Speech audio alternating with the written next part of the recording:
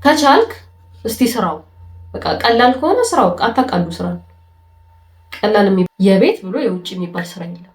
የቤቱም ስራ የጋራ ነው፣ የውጭም ስራ የጋራ ነው።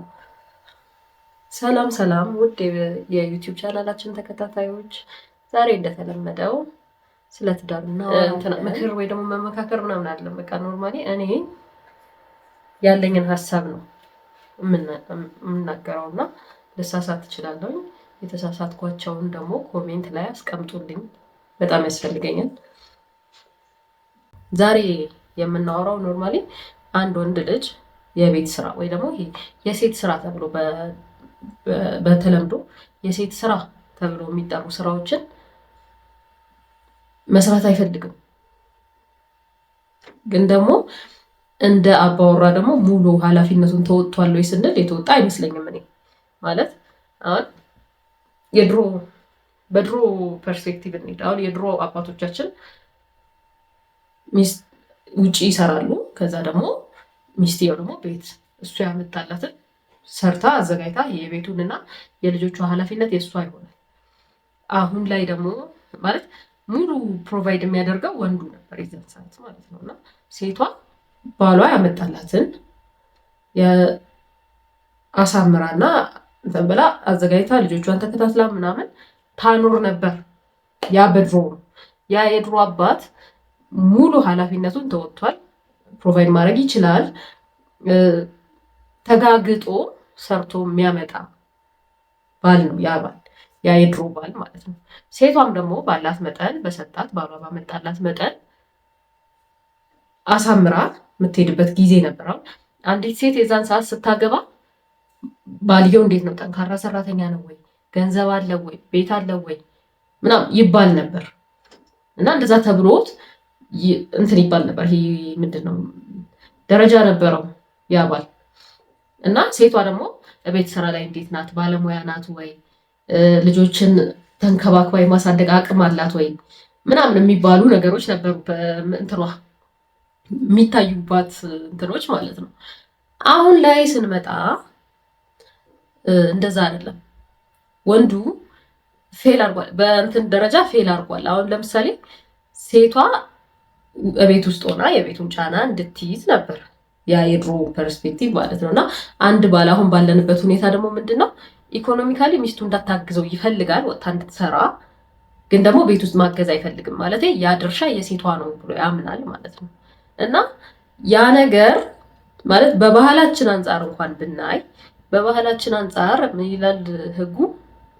ሴቷ ቤት ሆና ሴቷ ከውስጥ ወንዱ ደግሞ ከውጭ ያለውን ስራ አጠናቆ እንዲመጣ ይላል ባህላችንም። ያው በእምነትም ደረጃ ሲሆን ወንዱ ጥረግረ ብላ ሴቷ ደግሞ እቤት ሆና እንድታዘጋጅለት እሱ ያመጣውን ነው የሚለው ይመስለኛል ካልተሳሳትኩኝና ያንን ነው የሚለው እምነታችንም ባህላችንም።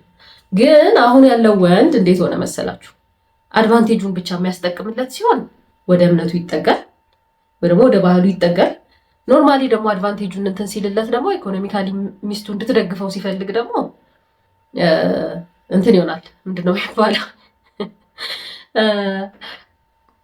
ኢኮኖሚካሊ ወጥታ መስራት አለባት፣ እኩልነት ነው ምናምን የሚባል ሌላ ህግ ያመጣልና ሁለት የተጻረሩ ህጎች ናቸው። ውዴ ምን መሰለ፣ አንደኛ ነገር ውጪ መስራት አቅምህን ፌል ስታደርግ ወይ ደግሞ የቤቱ ሙሉ ፕሮቫይደር መሆን ሳትችል ስትቀር ያንን ነገር ማለት እንትን ሆነሃል። በቃ እንደ ባል ቤት ውስጥ ያለውን በባህላዊ መልኩ ስናስበው ነው የምልህ፣ አንተ ባሰብክበት መልኩ ማለት ነውና ምን ይሆናል መሰለ፣ አንተ እንደ ባል የውጭውን ነገር ፕሮቫይድ አድርገህ አምጥተህ ለቤትህ ማብቃቃት ሳትችል ስትቀርና ሚስትህ እንድታግዝህ የውጭውንም ስራ እንድትሰራ ስታደርግ ያ ባህል እዛ ላይ ውድቅ ይሆናል ማለት ነው። እዛ ላይ ሻርከው ማለት ነው። ምክንያቱም ሴቷ እቤት ሆና እንድትሰራ ነው ህጉ የሚለው።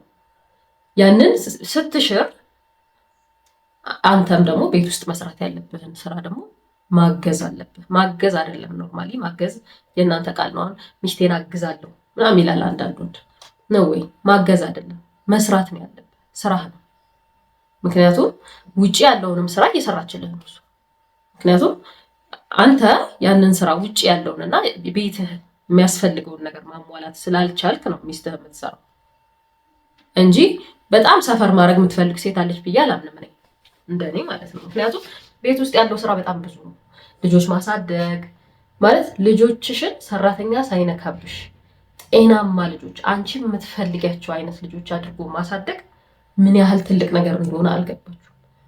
እናት በዚህ ጊዜ እናት እንደ እናት ፌል እያደረግን ያለንበት ጊዜ ነው። ምክንያቱም ስራ እንሰራለን፣ ማታ ሌሊት ያው የትራንስፖርቱን ነገር እናውቀዋለን። ጠዋት በሌሊት እንወጣለን። ልጆቻችን ወይ ትምህርት ቤት ናቸው ወይ ዴይኬር ናቸው። ሲመጡ ደግሞ ሰራተኛ ይቀበላቸዋል ማለት ነው። ሰራተኛ እንደ እናት ጠንክራ ልጆችሽን ታሳድግልሻለች ማለት አይደለም። እያየን ነው ብዙ ነገር እና ቤቷ ሆና ልጆቿን እየተከታተለች ትምህርቱን እየተከታተለች ማሳደግ የማትፈልግ እናት የለች፣ ማንም እናት። ምክንያቱም እኛ በእኩልነት እንትን ስሌቨሪ ነው እኛ ላይ የተጫነው። ገባ? አሁን እኔ ቀኑን ሙሉ ስራ እውላለሁ፣ እኩል ልንገባ እንችላለን እኔና ባለቤቴ። ግን ደግሞ ማናችንን ቀጥታ ወደ ስራ የምንገባው መተን ሁለተኛ ሰከንድ ሽፍት ነው ወይ የምንሰራው እዚህ ጋር ማለት ነው። እና ሰከንድ ሽፍት ስትይ ከስራ መጣሽ፣ ከዛ ደግሞ ሁለተኛ ስራ። ይሄ ደሞዝ የማይከፈለው ሌላ ስራ ማለት ነው። እና ባልሽ ቁጭ ብሎ ፊልም ላይ ይችላል ይህን ስታደርጊ። እና ባሎችዬ ሁለት ወዶ አይሆንም። ኢኮኖሚካሊ ሚስትህ እንድትደግፍ ፈልገ ከዛ ደግሞ አንተ ደግሞ የቤቱን ስራ ለእሷ ጭነህ አይሆንም።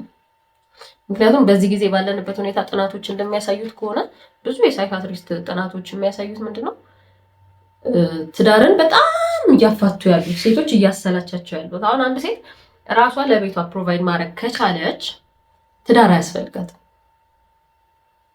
ማለት እየተሰላቸች ትመጣለች። አንተ ሁለተኛ ስራዋ ትሆናለህ። እንደ ሸክም ትቆጥራለች። እንደ ባሏ አይደለም፣ እንደ ሸክም ነው የምትቆጥር። እንደ ሸክም እየቆጠረች በመጣች ቁጥር ደግሞ ክብር እንዳታስብ ውዴ። ክብር እኮ የሚገኝ ነገር ነው፣ የምትሰጠው የምትቀበለው ነገር ነው። አንተ በሰጠኸው ልክ ነው ክብር የሚሰጥ። ምክንያቱም እኔ ሚስቴ በጣም ደክሟት እኔ በቃ መታ ብዙም ነገር የሚሰሩ ሴቶች አውቃለሁ። እኔ ከስራ መጥተው ልብስ አጥበው የልጆቻቸውን ልብስ የባሏን ካልሲ፣ ፓንት ይህን ሁሉ ነገር አጥባ እና ከዛ ብዙ ጊዜ ያልገባን ነገር አለ። ግራ ገብቶናል። በቃ ኖርማሊ አሁን ያለው አባወራ በሙሉ ግራ ገብቶታል። ግራ የገባው ደግሞ በምን መሰላችሁ? አንደኛ አድቫንቴጁን ብቻ ስለሚያስብ ነው። ስለ ራስ ጥቅም ብቻ ማለት አሁን ለምሳሌ ስራ ገብታ ሰርታ ገቢ ካላትች ሴት ላይፉን ነው ያቀለለችለት፣ እያገዘችው ነው።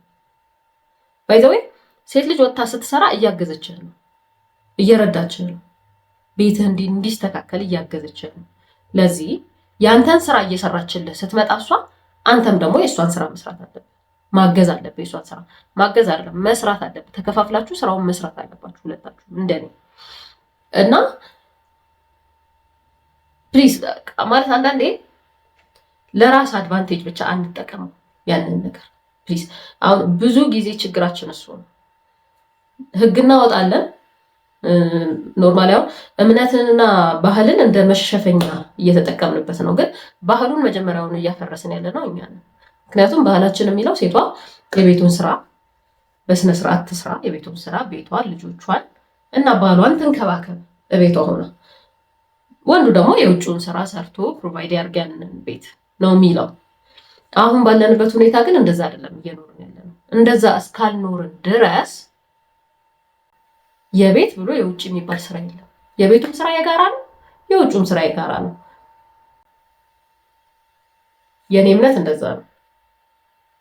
አንድ ሚስት ማለት የውጭውንም ስራ ሰርታ የቤቱንም ስራ ሰርታ በሄደች ቁጥር ውስጧ ላይ እሷ ላይ ሊያጋጥሙ የሚችሉትን ነገሮች ከሳይካትሪስቶች አንጻር እንየው።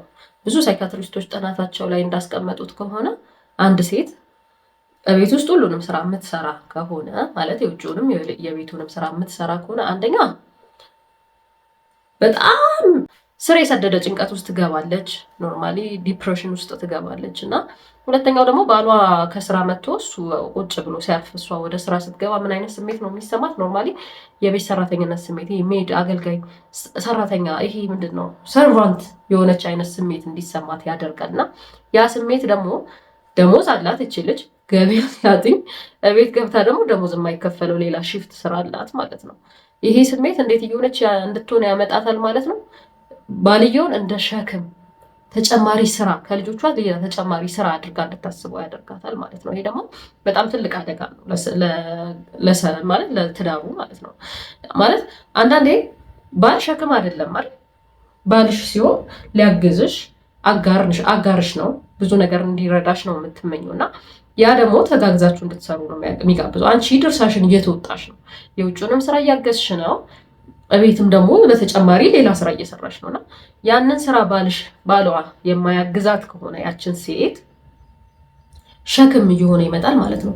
እሱ ቢሄድልኝ እኮ ማለት ትጀምራለች። ቢሄድ እሱ ልጆቼን ማሳደግ አይከብደኝም፣ ከዚህ አይብስም፣ በቃ ተጨማሪ ስራ ነው። የእሱ ልብሶች አሉ፣ ለእሱ ምግብ አለ፣ ብዙ ነገር አለ እሱ የሚያበላሻቸው። አንድ ባል ከቤት ሲወጣ ምን አይነት ትርምስምስምስ አድርጎት እንደሚወጣ ቤቱን እናውቃለን። እና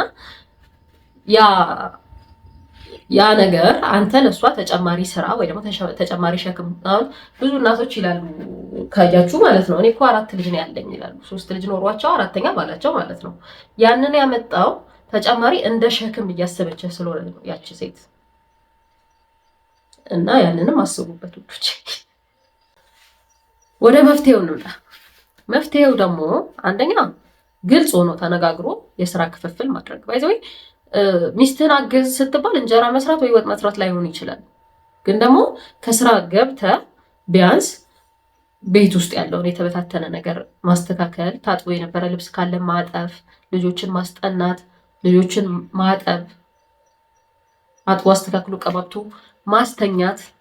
ሚስትህ እነዛን ስራዎች አጠናቃ እስክትመጣ ድረስ ማገዝ ያለበት ስራዎች አሉ። ብዙ ሰዎች የሚሳሳቱት እሱ ይመስለኛል። ሚስትን አግዝ ሲባል ወይ ደግሞ የሚስት ስራ የቤት ስራዎች ጋር መተጋገዝ ጥሩ ነው ብለህ ስታወራ የሚመስለው በቃ እንጀራ መጋገር፣ ወጥ መስራት ምናምን ነው።